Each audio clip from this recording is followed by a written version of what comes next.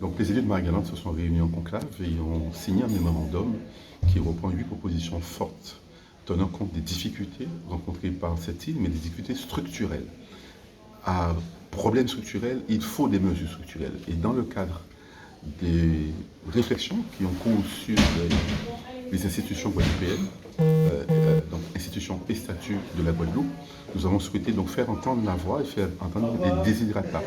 Il y a 8 mesures fortes, dont des mesures sur la consommation, mais des mesures qui peuvent trouver d'ailleurs des solutions immédiates, celles sur notamment la détaxe de carburant.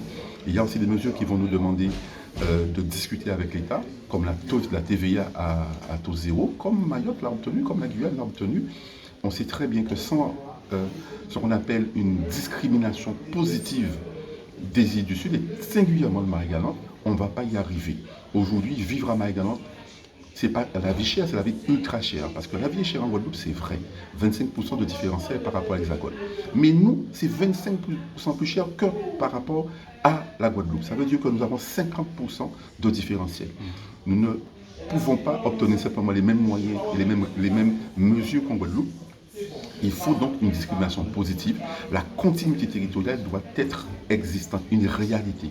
Aujourd'hui, il y a des pertes de chances de survie, même pour nos malades.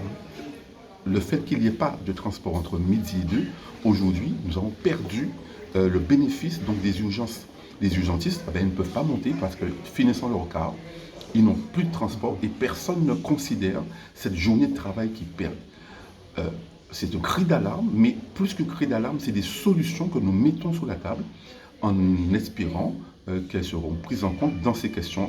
C'est vrai que nous avons déjà annoncé cette affaire lors des réflexions et notamment du congrès qui a eu lieu sous l'égide du département. Là, nous aurons circularisé ce mémorandum pour que l'ensemble des élus régionaux puissent en prendre connaissance. Et de même, nous allons le circulariser au niveau du département et au niveau de la population guadeloupéenne. Parce que le sort de Marie-Galante va aussi impacter le sort de la Guadeloupe.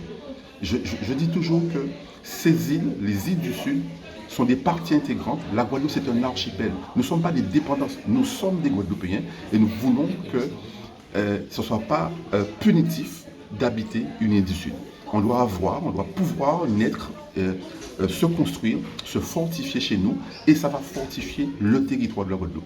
Et j'ose dire aux Guadeloupéens, j'ose dire à mes compatriotes, observez le nombre de personnalités, le nombre d'intelligences, la contribution de ces îles dans l'économie guadeloupéenne, dans la culture guadeloupéenne, dans la sociologie guadeloupéenne. C'est un message que nous voulions porter, que nous affichons aujourd'hui et nous espérons être entendus.